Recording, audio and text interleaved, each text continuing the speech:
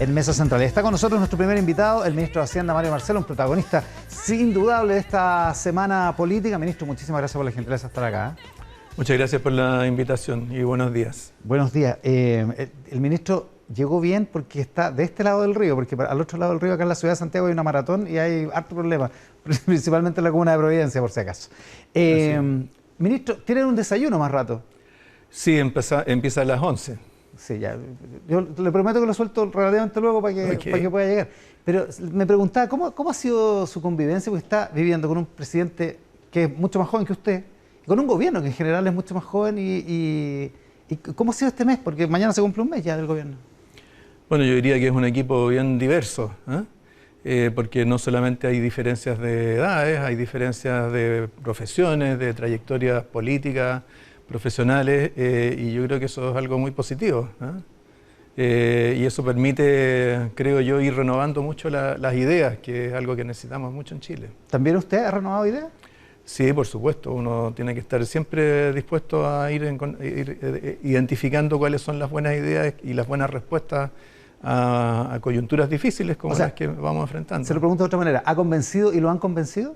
De todo, sí. Sobre todo hemos tenido mucho diálogo. La verdad es que ha habido un trabajo bien constructivo. Oiga, y desde el punto de vista humano, ¿cómo se vivió lo de la ministra del Interior esta semana en el gabinete, en el equipo de usted? Bueno, no se lo pregunto políticamente, se lo pregunto humanamente, porque... Sí, bueno, yo he conocido a la ministra en realidad durante los últimos meses, no la conocía antes, salvo por su rol público. Y la ministra es una persona muy autoexigente, muy autocrítica. Y para ella este tipo de situaciones, por supuesto, que no son indiferentes. Y creo que por esa razón vimos que muy rápidamente, ¿cierto? El día que se habló del tema del avión de los migrantes, muy rápidamente salió a corregirse y a pedir disculpas. Ya. Pero fue, digo, ¿los golpeó usted? Bueno, es un tema que está en la opinión pública, obviamente tenemos que estar preocupados de eso. Oiga, tema que está en la opinión pública también, la inflación. ¿Lo sorprendió el dato? 1,9 para Bueno, el mes de fue marzo. mayor de lo esperado. Normalmente en marzo la inflación es más alta que en otros meses del año, porque hay muchos precios que no se actualizan todos los meses, que se actualizan en algunos momentos, y en marzo se actualizan especialmente los precios ligados a la educación, algo de salud. Entonces tiende a ser más alto, pero bueno, el mercado estaba esperando algo más de 1%, pero terminó siendo 1,9%, que es bastante más alto. ¿No es una buena noticia? No es una buena noticia, no cabe duda. Sobre todo no es una buena noticia para los bolsillos de las personas, que significa que se van encareciendo bienes necesarios para la vida cotidiana. Y eso, por supuesto, no nos puede dejar tranquilos a ninguno. Los telespectadores han visto, yo cuando era presidente del Banco Central hablaba mucho de la inflación. Muchas veces se decía, este es un cuco, es para asustar a la gente. Bueno, hoy día lo estamos viviendo, desgraciadamente, y tenemos que concentrarnos mucho en los instrumentos que sirven para combatir la inflación. Ramón Núñez decía en Twitter, el economista que era jefe del programa económico de Daniel Jadwe en la primaria de Pro Dignidad, decía el otro día en Twitter que seguramente usted le iba a echar la culpa al cuarto retiro que no ocurrió y al quinto retiro que tampoco ocurre todavía. ¿Le iba a echar la culpa de eso a la inflación? Bueno, yo creo que la verdad, no sé, probablemente el 99% de los economistas entienden eso. ¿Y los retiros de fondos son...? ¿Por qué? Porque, mire, pensemos que los retiros de fondos, los fondos que se han retirado han sido 50.000 millones de dólares. Sumado al IFE universal, estamos hablando de 80.000 millones de dólares. Es un tercio del producto en liquidez para los hogares. En efectivo, digamos. En efectivo, por supuesto. Los saldos en las cuentas corrientes y en cuentas vistas, como en la cuenta RUT, prácticamente se duplicaron durante ese periodo. ¿Y por qué eso provoca inflación? Bueno, porque es más demanda por todo tipo de bienes, es más demanda sobre bienes importados, eso a la vez incide también sobre el tipo de cambio. Por lo tanto, en fin, no cabe duda de que cuando uno ya va entrando en una etapa de recalentamiento de la economía, como ocurrió desde mediados del segundo semestre del año pasado, eso inevitablemente va a presionar los precios, ¿no? El Banco Central en su momento estimó que el impacto de la mayor demanda explicaba más o menos el 40% del aumento de la inflación respecto del 3% de la meta del Banco Central. Por supuesto también hay factores de oferta ligados a la situación internacional, pero a esos factores internos se agrega el impacto de estas medidas locales sobre el tipo de cambio, sobre el valor del dólar. Ya, lo que pasa es que hay algunos escépticos que dicen, oye, pero mire Alemania, mire el Reino Unido, mire Estados Unidos, que también tienen inflaciones que no veían desde hace 40 años. Digamos. Bueno, el aumento de la inflación en Estados Unidos es más o menos parecido al nuestro y tenemos la característica de ser... ¿Por la plata que se metió? Claro, tenemos la característica de ser dos países que en el 2021 tuvimos una política fiscal más expansiva que en el 2020. Y en el caso nuestro, a esa política fiscal más expansiva se agrega el tema de los retiros. Entonces, bueno, yo creo que es cosa de ver cómo se ha comportado el consumo, ¿eh? El consumo de bienes durables llegó a estar 50% por arriba de los niveles previos a la crisis. Por supuesto, eso no significa que no haya gente de bajos recursos a los cuales en algún momento les sirvieron los retiros, en el primer retiro se pagaron deudas, ¿cierto? Bueno, después ya hubo las ayudas estatales, ya no era tan importante, ¿cierto?, los retiros para la subsistencia. Pero salvo que uno tenga una teoría completamente distinta de la economía en la cabeza, la verdad es que no hay dos lecturas realmente. Ya, y ese es el consenso, el 99% de los economistas piensa como usted y hay otro porcentaje que no. Claro, o sea, que en los retiros de fondos unidos a la masividad del IFE universal, contribuyeron a aumentar la demanda por encima de la capacidad productiva del país. Eso es bien evidente, está en todos los datos, están las cuentas nacionales, no hay nada particularmente sofisticado en mirar estos datos. Descontando los retiros de fondos, ¿nos pasamos un poco de rosca en las ayudas fiscales el año pasado con el IFE universal? Bueno, fueron ayudas muy masivas. Uno puede entender en qué contexto se dieron. También algunas debilidades que tenemos como más estructurales nosotros en Chile o más institucionales, la dificultad que tenemos por el hecho de haber un sector informal relativamente grande, 30%, ¿cierto?, del empleo, de poder identificar cuáles son las personas más afectadas. Entonces terminamos aplicando beneficios con una gran masividad. Llegamos en algún momento, ¿cierto?, a beneficiar a 15 millones de personas de 19. Es que se lo pregunto porque no solo por la universalidad prácticamente total que alcanzó, sino por el monto, porque el IFE universal costaba como algo así como 3.100 millones de dólares mensuales y el programa Chile Ayuda, que presentó usted con el presidente esta semana, son, ¿cuánto? 3.700 millones en total, digamos. Entonces, solo para calificar las proporciones, digamos. Claro, o sea, la diferencia es que el programa que nosotros hemos dado a conocer y que ya estamos echando a andar, está dirigido a los sectores que están más rezagados en la recuperación, los sectores de actividad, sectores de trabajadores, empresas más pequeñas, que son las que no han podido recuperarse plenamente de la crisis. Entonces, es muy distinto, ¿cierto?, destinar una cantidad de recursos de manera generalizada a concentrarse en los sectores que están más rezagados. Y eso es lo que nos permite inyectar esos recursos de la economía sin que a su vez estemos presionando la inflación. Oiga, a propósito de eso que usted dice, se comentaba cuando se presentó el plan que se volvía a la focalización, que es un concepto que no le gustaba mucho a la izquierda durante el gobierno pasado y que de hecho lo combatió por la vía de hacer este IFE, presionar para que este IFE fuera universal, digamos. Bueno, yo creo que el tema de la focalización, una cosa es cuando uno lo ve como una cuestión más permanente y otra cosa es en ciertas coyunturas. En la crisis generada por el COVID-19 fue una crisis que tuvo un impacto muy masivo. Entonces ahí no había mucho espacio para focalización, o sea, 2 millones de personas perdieron su empleo en el 2020, ¿no? Había 800.000 personas más que estaban, ¿cierto?, en el esquema que se generó con el seguro cesantía. Claro, o sea, ¿estuvo bien ser universal en ese momento? Claro, había muchísimas actividades cerradas, mucha gente que no podía salir a la calle. O sea, pensemos que en Chile se recuperó antes el empleo asalariado que el no asalariado, porque los sectores más organizados, más estructurados de las empresas fueron capaces de desarrollar protocolos que le permitieran salir a trabajar a las trabajadoras y trabajadores, mientras que el sector informal no lo podía hacer. Entonces, tenemos que darnos cuenta, y sobre todo cuando hoy día se usa con cierta facilidad el término de crisis, la crisis de la cual venimos saliendo es algo totalmente inédito en nuestra historia y también fue inédito en su masividad, y en esas condiciones era lógico que hubiera respuestas de carácter masivo.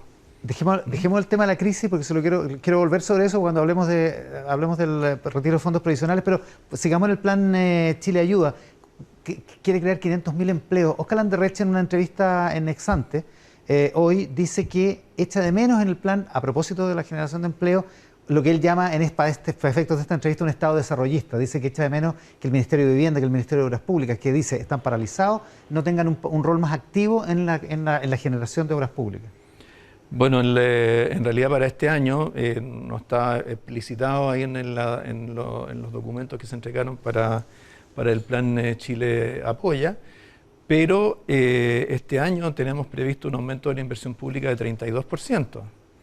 Eso yo no recuerdo un aumento de la inversión de esas magnitudes, ¿eh? Y eso es una combinación de los recursos que están asignados en el presupuesto, los recursos que estamos agregando a través de estos programas o este financiamiento para proyectos más intensivos en mano de obra por parte de los gobiernos regionales, los municipios. Son 300 millones de dólares que sí están en claro, la descripción. Y el hecho de que el año pasado, pese a que se contempló un aumento de la inversión pública, no se ejecutó toda. Entonces fue 10% más baja de lo que se había proyectado. Entonces, en comparación con lo que se hizo el año pasado, este año podemos aumentar 32% la inversión pública. ¿Y así se van a generar los 500.000 empleos del plan? Así se genera más o menos la mitad de los 500.000 empleos. La otra mitad tiene que ver con todas estas medidas que están dirigidas a estos sectores más rezagados, especialmente de mujeres. Las mujeres se retiraron masivamente del mercado del trabajo durante la pandemia por el hecho de que ¿cierto? No había clases presenciales, y por lo tanto, lamentablemente la división cultural del trabajo que tenemos en el hogar aquí en Chile, fueron las mujeres las que asumieron esa responsabilidad. Ese cuidado, digamos. Entonces, de cerca de 800.000 mujeres que salieron del mercado del trabajo, solamente más o menos 500.000 han vuelto. Todavía quedan 300.000 por volver. Entonces, para eso, este plan lo que incluye es una serie de medidas para aumentar los cuidados, tanto de escolares, preescolares, adultos mayores, personas que no tienen movilidad. Y por otro lado, ¿cierto? Estamos diferenciando el IFE laboral para que beneficie más a las mujeres y lo estamos extendiendo otros 3 meses más, con lo cual vamos a estar llegando, entregando IFE laboral o pagando IFE laboral hasta finales de este año. Cuando estamos hablando de 500.000 empleos, lo que le voy a mencionar ahora puede sonar marginal, porque se trata de 450 empleos en este momento y 1.300 durante 5 años en el proyecto general, pero le quiero hablar del proyecto Egaña Comunidad Sustentable, que aparenta ser una paradoja, porque el gobierno está preocupado de generar estos 500.000 empleos, y en este caso, ese proyecto que tenía todos sus permisos en el año 2019, que tiene un 30% de avance, estaba construyéndose. Debido a una ventana que abre el Tribunal Ambiental, termina pasando nuevamente a una comisión que es política, que es donde están los CEREMIS, recién nombrados por el gobierno, donde está la delegada presidencial, o sea, puros funcionarios del gobierno que terminan votando 9-2 para paralizar el proyecto. Y en la práctica, la inmobiliaria tiene que decirle a la constructora, sabe que no vamos a seguir adelante, y se van para la casa. De hecho, hasta hubo desórdenes públicos ahí en Ñuñoa a fines de esta semana. Se van para la casa todos esos trabajadores. Entonces, hay una aparente paradoja en que el gobierno promueve, por un lado, la creación de empleo, y por otro lado, cuando tiene una instancia política, va y le pega un guadañazo a un proyecto que aparentemente tenía todos sus papeles en regla. Claro, o sea, aquí, ¿cierto? El tema de generación de empleo es una cosa, ¿cierto? Es si todo lo debemos medir por generación de empleo, y otra cosa es una situación particular como la que se ha dado en el caso de este proyecto. Por supuesto que hay iniciativas o proyectos que podrían generar empleos, pero que por otras razones no son convenientes, por, en fin, razones ambientales, lógico. Etcétera. Sí, no podemos generar empleo a costa de cualquier cosa, evidente. Claro. Ahora, en este caso en particular, los detalles mismos de cómo fue que se dio esta discusión yo no los conozco en profundidad, pero este es un tema del cual en particular el Ministerio de Economía está preocupado, ir siguiendo los proyectos de mayor envergadura del sector privado, tratar de que se puedan materializar de acuerdo con las normativas, por supuesto, existentes. O sea, no se puede colegir que de esta decisión hay en el nuevo gobierno un cierto espíritu fiscalizador de las normas de medio ambiente que incluso puedan poner en riesgo proyectos que se están ejecutando como este. Este gobierno, por supuesto, que tiene un énfasis en el medio ambiente que es mayor que los gobiernos anteriores, de eso no cabe duda. Pero yo creo que debemos dejar de ver el tema medioambiental, el cuidado del medio ambiente, como un enemigo de la inversión. Tenemos que preocuparnos de que así efectivamente se pueda observar. O sea, hoy día en el mundo la producción limpia es algo que se valora enormemente. Hoy día es una ventaja comparativa. Entonces, creo que estas tensiones entre medio ambiente, inversión, crecimiento, creo que podemos ir cambiando nuestra visión sobre lo que ello implica. Ya, o sea, ¿usted no sacaría conclusiones apresuradas respecto de la votación política que hubo en este caso, digamos? O sea, digo, de los funcionarios políticos. No generalizaría a partir de este caso en particular. Oiga, y a propósito de lo que hablábamos antes, de que ha convencido y se ha dejado convencer, digamos, en estos meses trabajando con este nuevo gobierno, el TPP-11 que está parado y aparentemente, por lo que dijo el presidente cuando asumió, va a seguir parado hasta que después de que termine el trabajo de la convención.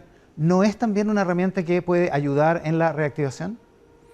Bueno, lo que tenemos que pensar con el TPP-11, o sea, creo que desde que se firmó preliminarmente el tratado hasta hoy día, han pasado muchas cosas. Bueno, de partida, ¿cierto? En esa firma anterior ya había uno de los socios iniciales que ya no quedó, sí. ¿Cierto? Que fue Estados Unidos, que además había impuesto una serie de normas sobre propiedad intelectual que no eran muy favorables a los demás países. Entonces ahí ya hubo un cambio.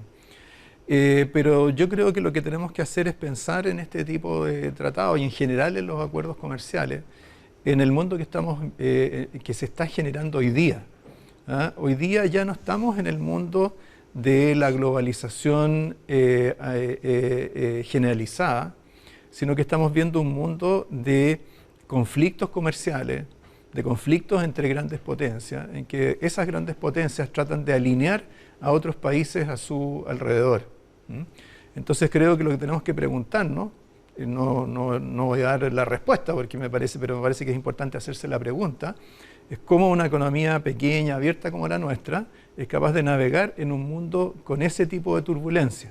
Cuando todo era apertura por todo, de todos los bloques, todos los países, es distinto a un escenario como el actual, en el cual tenemos conflictos comerciales que se canalizan a través de vías muy diferentes.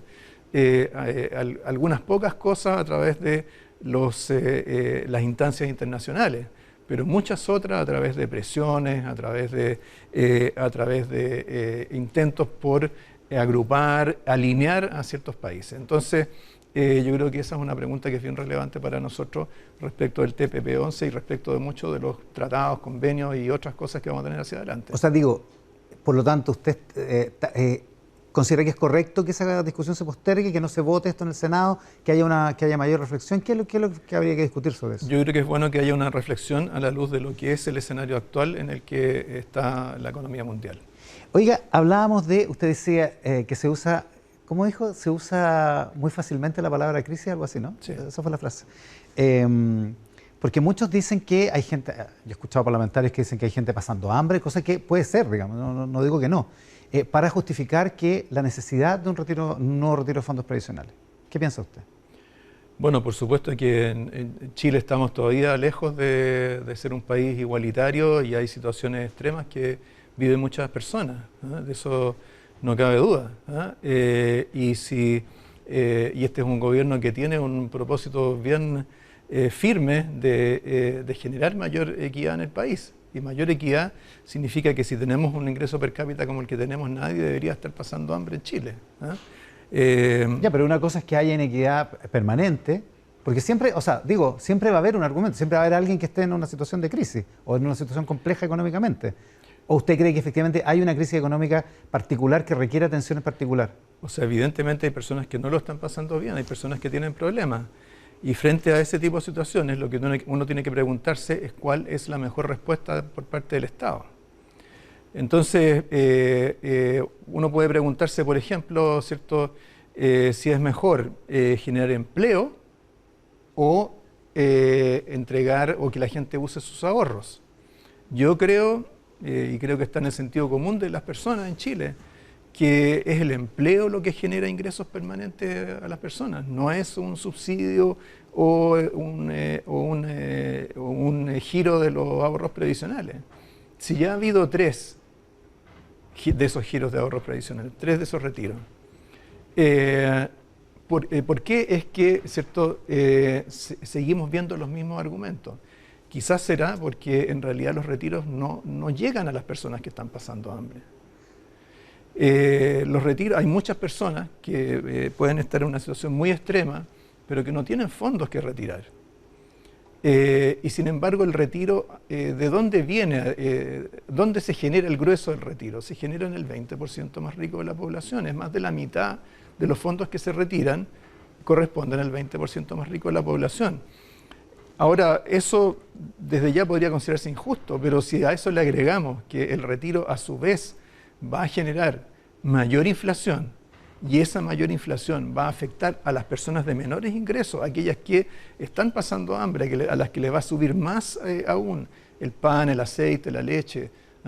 Entonces, ¿en qué sentido los estamos ayudando? ¿En qué consiste esa ayuda? Yo creo que esa es la pregunta que tenemos que hacernos. Se dice mucho, se habla mucho de los retiros como una ayuda, ¿ya? Pero una ayuda, por lo menos tal como yo la entendería, es que, ¿cierto?, el Estado le aporte recursos a las personas, no que las personas giren de sus propios ahorros. Se aporten de sus propios ahorros que son para el futuro. Ya, ¿y el argumento feminista le hace sentido este argumento de que un gobierno feminista, como se ha declarado el gobierno del presidente Boric, tendría que apoyar esto porque, entre otras cosas, los retiros de fondos previsionales permitieron pagar algo así, un poquito más de $700 millones en pensiones alimenticias adeudadas? Sí.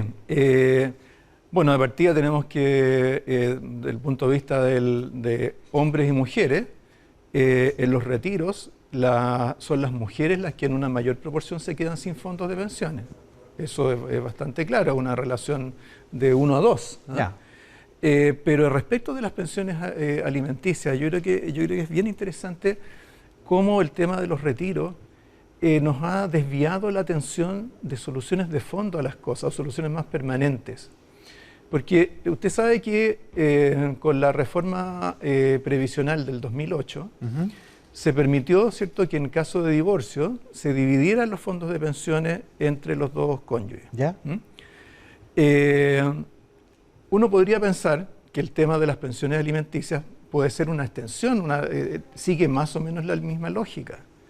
Y por lo tanto, ¿por qué no pensar que como una cuestión más permanente, ¿cierto?, cuando se agotan las acciones de cobranza al papito corazón, como se va a llamar, efectivamente se le pueda retirar de su fondo de pensiones? ¿Por qué tiene que ser, eso podría ser una cosa permanente? O sea, ¿por qué tiene que ser con motivo de un retiro de una vez que se resuelve el problema y no buscar una medida, un beneficio o un mecanismo de carácter permanente, no algo que se hace y que va a durar mientras duren los fondos, mientras se le acaben los fondos a unos o a otros?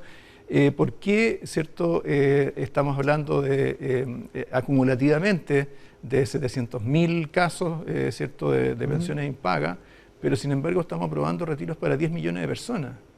Entonces, a lo que apunto es que muchos de los problemas que se citan para justificar los retiros son problemas reales. De eso no cabe la menor duda. La pregunta es cuál es la mejor respuesta por parte del Estado como regulador, como legislador y como fisco a esas situaciones. Y si de pensión alimenticia se tratara, ¿usted estaría de acuerdo entonces en agregar los fondos previsionales como una fuente de financiamiento de pensiones adeudadas? O sea, yo creo que dado que ya está esta división de los fondos en caso de divorcio, me parece que es parte de la misma lógica, sería parte de la misma lógica extenderlo al tema de las pensiones alimenticias, pero cabría preguntarse por qué. después de 1 año y medio desde el primer retiro, nadie lo ha planteado así. Una buena pregunta. Quizás es porque los retiros nos sumergen en una vorágine, nos obnubilan, digamos, que nos evita pensar en soluciones más de fondo a las cosas. Ministro, a propósito, esto tiene una dimensión política, por cierto. Leí hoy día declaraciones en la prensa de hoy día, qué sé yo, la senadora Alejandra Sepúlveda dice que está a favor de votar por un 5º retiro si llega al Senado. El senador de RD, el único senador de RD que es del Frente Amplio, era Juan Ignacio Latorre, dice, en realidad no lo he pensado, pero esto ni siquiera ha llegado al Senado. O sea, como que no se manifiesta abiertamente en contra y son de la coalición de un gobierno que está en contra de un retiro de fondos previsionales. ¿No debería haber orden parlamentario? Porque ya vimos lo que pasó en el gobierno anterior con esto. Bueno, yo creo que más importante que el orden es el convencimiento de los parlamentarios de que respecto de cuáles son las implicancias de lo que pueden hacer. Y yo veo la misma senadora Sepúlveda, ella misma dice, quiero que conversemos sobre esto. No, ella tiene argumentos, dice que los fondos se recuperan. En claro, fin. Otros se declaran en reflexión. A mí me parece que está bien reflexionar sobre estas cosas, porque en el fondo es el tipo de medidas que parecen beneficiosas, pero cuyos costos son tan grandes que después los terminamos pagando. O sea, pensemos en la relación con la inflación. O sea, hoy día, ¿cierto? Hay muchas personas que dicen, bueno, yo necesito el retiro para hacer frente al mayor costo de los alimentos. Claro. ¿Ya? Bueno, pero resulta que como lo mencionaba antes, de la mayor inflación, o sea, estamos, ¿cierto?, en una inflación de 9,4%. Casi 10 ya. ¿Cierto? 9,4%. El Banco Central estima, ¿cierto?, que más o menos un 40% de eso es producto del exceso de demanda y el efecto cambiario. O sea, más o menos 2,5 puntos de la inflación que tenemos hoy día se explica por este tipo de cosas. Un nuevo retiro significa otro impulso adicional, pero con la economía más recalentada que lo que estaba antes. En esa situación, uno puede estimar que un nuevo retiro probablemente le agregue 5 puntos más de inflación a la que tenemos hoy día. Chuda. ¿Y por qué? ¿Y por dónde? No solamente por la demanda, por el tipo de cambio. El dólar, desde que se votó la admisibilidad de los proyectos de retiro en la Cámara de Diputados hasta ahora, ha subido 35 pesos. Claro. En ese periodo, la moneda chilena ha sido la más depreciada en el mundo. Entonces, esto no es cosa, yo lo he dicho ya varias veces, pero hay que repetirlo, ¿cierto? Esto no son campañas del terror, no es una ficción, son cosas que están ocurriendo delante de nuestros ojos. Entonces, creo que los parlamentarios tienen esa evidencia, les vamos a llevar más datos. De hecho, el lunes, mañana mismo, empieza ¿cierto?, las sesiones de la Comisión de Constitución. Vamos a hacer ahí nuestras presentaciones. Así que, bueno, yo lo que espero no es cierto, simplemente que esto se resuelva por una cuestión de disciplina. Lo importante es que se resuelva por una cuestión de convencimiento, de razonamiento y de darse cuenta de los costos que este tipo de medidas tienen para el conjunto del país. O sea, es cierto que muchas veces la gente dice, yo quiero mis fondos, y yo quiero mis fondos, en fin, no me digan nada del resto, pero al final igual le va a llegar el efecto inflacionario. Y lo peor es que ese efecto inflacionario le va a llegar a las personas que no pudieron retirar nada porque ya no tenían fondos. Claro, o sea, que solo reciben el perjuicio, dice usted. Así ya, yo le encuentro súper sensato lo que dice, que es mucho mejor convencer que imponer disciplina. El problema de esto es que usted vio lo que pasó en el gobierno anterior. El gobierno anterior prácticamente quedó liquidado. O sea, si ya venía mal después del estallido social, terminó de quedar liquidado después del primer retiro. Eso implicó un cambio de gabinete profundo, implicó prácticamente la inacción política del gobierno porque ya no podía controlar a sus parlamentarios, y eso fue hasta prácticamente el final del gobierno de Sebastián Piñera II. Desde ese punto de vista, es grave lo que estamos hablando, digamos. O sea, un retiro de fondos previsionales, usted sabe lo que significa en términos políticos, incluso para usted mismo, ¿no? Sí, pero acá no es un tema de personalidades, no es un tema de autoridad. Esto no es como un reality en que estamos viendo quién va a ser el próximo eliminado. Es que yo no lo digo por usted porque lo vayan a eliminar, yo digo porque usted como ministro de Hacienda es una persona que significa mucho más que usted mismo. Usted sabe eso, usted simboliza una cosa importante. Pero más digamos. allá de no se lo estoy diciendo para halagarlo, digamos, se lo estoy diciendo porque estoy haciendo un análisis del peso político que usted tiene, digamos. Está bien, pero más allá de los simbolismos, ¿sí? El punto es si estamos cuidando o no este país. ¿Ah? El punto es si queremos o no cuidar a la gente.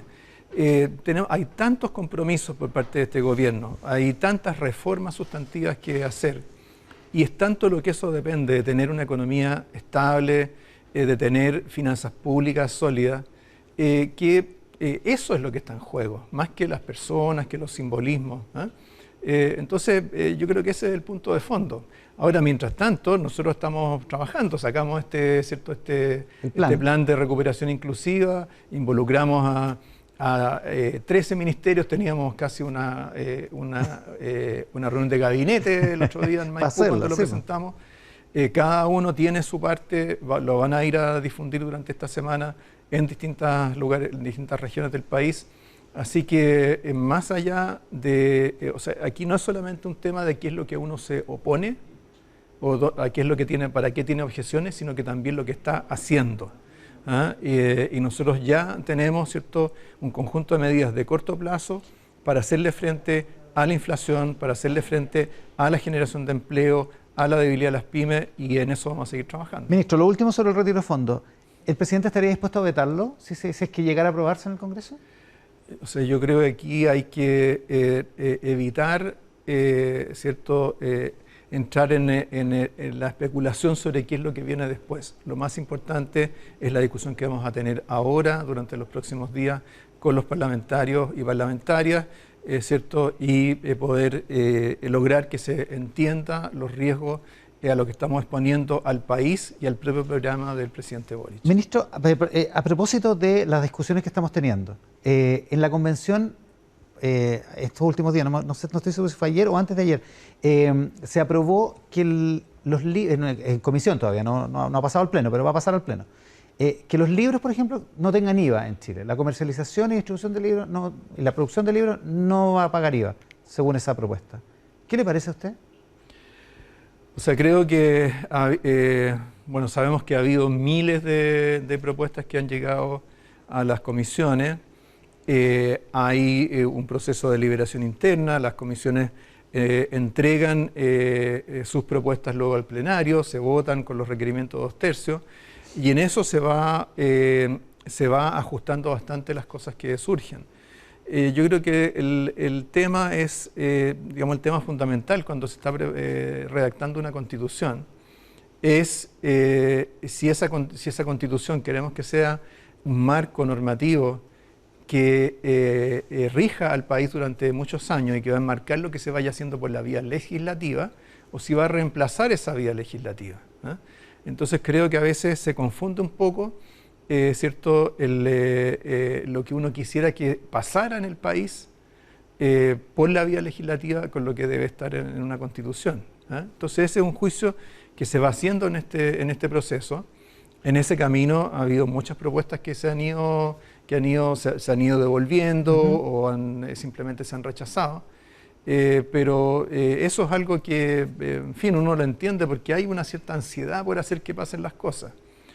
Pero siempre tenemos que pensar que estamos hablando de una constitución que, cierto, se dice, si uno juzga por las constituciones anteriores, va a regir por 40, por 50 años. Tiene que quedar un espacio para que se legisle, para que las mayorías, cierto, parlamentarias vayan resolviendo sobre temas de política de todo tipo y también de política económica, como la política tributaria. O sea, ese nivel de detalle no debería estar en el texto constitucional, en su opinión. Yo creo que, o sea, no quiero entrar a hacer un juicio sobre la convención, porque la verdad es que respeto mucho a los convencionales, respeto mucho al proceso deliberativo. Lo que digo es que hay esa tensión, de tratar de pensar en tratar de hacer que pasen ciertas cosas que uno quiere, pero es importante entender hasta dónde llega la Constitución y dónde ya empieza lo que es el proceso legislativo que se da dentro de su marco. De políticas públicas. Oiga, yo sé que yo entiendo lo de la autonomía de la Convención, y me parece correcto que el Ejecutivo lo respete. Ahora, sí hay algunas cosas que se discuten en la Convención que generan expectativas, que generan efectos económicos desde ya. Por ejemplo, se habla en general de las concesiones de radiodifusión, por ejemplo, de las nuestras de televisión, o las concesiones mineras. Se habla de concesiones temporales que no implican propiedad y que están sujetas a la decisión, incluso para su derogación, de la autoridad administrativa en vez del Poder Judicial. Para algunos, particularmente, por ejemplo, para empresarios mineros, eso genera incerteza jurídica. Sí, o sea, yo sobre los temas jurídicos prefiero no pronunciarme porque no soy un experto en la materia.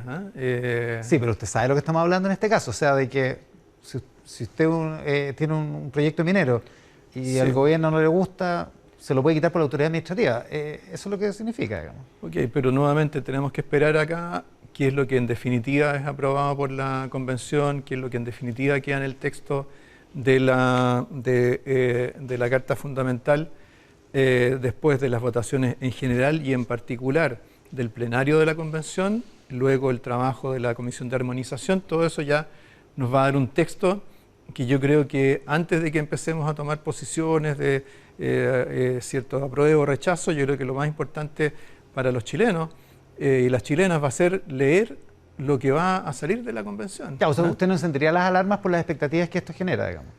Es que, aunque sea ruidoso para algunos proyectos mineros. Me toca hablar con mucha gente de distintos orígenes, distintas preocupaciones en torno al tema constitucional. Yo les digo, esperen al texto final.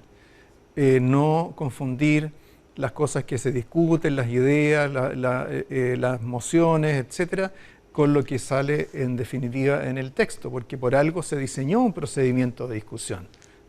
Es para que, ¿cierto?, en ese proceso que va desde las propuestas iniciales hasta el texto final, en ese proceso se vaya reflejando las mayorías requeridas para que vaya imperando o se vaya reflejando una cierta doctrina de lo que es una constitución. Y eso yo creo que si miramos los artículos que se han aprobado, en buena medida eso ahí ha estado ocurriendo. Ahora, lo último, va a quedar para más adelante, porque no viene ahora esta semana, sino un poco más adelante todo el tema de seguridad social, básicamente, y está el tema de pensiones. Primero, ¿a qué nivel de detalle piensa usted que debería quedar diseñado, entre comillas, un sistema de pensiones en la Constitución? Y segundo, ¿cuán importante es que si se va a crear un ente público de administración, como se ha propuesto ya varias veces, ese ente público quede lo suficientemente blindado para que no dependa de la mayoría política de turno, digamos? Sí, bueno, eso es harto detalle. A ver, yo creo que lo que tenemos que tener claro acá es que el gobierno del presidente Boric tiene entre sus prioridades fundamentales una reforma previsional de fondo importante que genere un sistema previsional que sea capaz de generar buenas pensiones para el país, que sea inclusiva, que incorpore a trabajadores y trabajadoras de todos los sectores, actividades, etcétera. Para eso hay ciertas definiciones que se hicieron en el programa. Se habla, ¿cierto?, de una pensión universal, que en buena medida es lo que se adelantó con lo que se votó hace un par de meses atrás, con la pensión garantizada universal, pero con un monto mayor, es lo que está en el programa, ¿cierto? Por otro lado, se habla de cotizaciones de los trabajadores en fondos de capitalización, y luego se habla de un componente solidario que en buena medida se financia con las cotizaciones de cargo de los empleadores. Entonces, y al mismo tiempo, ¿cierto?, se dice las AFP tal como las conocemos, con esta integración de administración de cuentas, fondos, todo eso, así como lo conocemos, eso ya no va a seguir existiendo como tal. Eso no quiere decir que no haya un rol para el sector privado en la administración de ciertos fondos, etcétera, pero hay... En el fondo, lo que quiero decir es que el programa de gobierno tiene claramente definido lo que quiere hacer. Para eso se va a echar a andar un proceso de consulta para ir recogiendo, ¿cierto?, las sensibilidades y las ideas que hay en la población. Se va a presentar un proyecto en octubre, en el último trimestre del año. Entonces, bueno, si ya hay ese proceso en marcha, si ya hay esa decisión del gobierno, entonces hay que dejar que ese proceso camine. Y por el lado de la convención, entonces, ¿qué debería haber en el texto de la nueva Constitución? O sea, normalmente, ¿cierto?, donde se recogen estos temas es en el capítulo de derechos ciertos ciudadanos y particularmente los derechos sociales.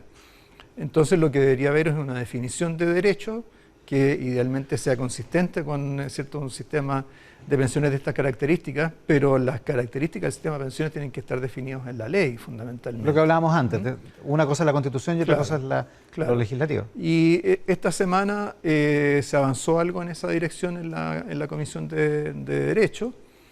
Todavía, ¿cierto?, queda todo el resto de la discusión hacia adelante, pero normalmente lo que uno encuentra en las constituciones es que está definido, ¿cierto?, los derechos, cómo se ejercen, cómo se pueden hacer exigibles, y luego, ¿cierto?, es la ley la que se encarga de definir cómo se cumple con esos derechos, dentro de qué sistema de salud, educación, pensiones.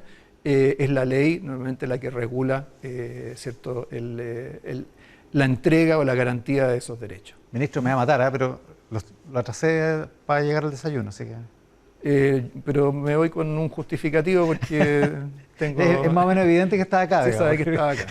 Ministro, muchísimas gracias por la gentileza. Muy bien, muchas gracias a usted. El ministro de Hacienda, Mario Marcel, esta mañana acá en Mesa Central, por la pantalla del 13, en simultáneo con Tele 13 Radio, en todas nuestras plataformas. Hacemos una pausa y volvemos con más Mesa Central.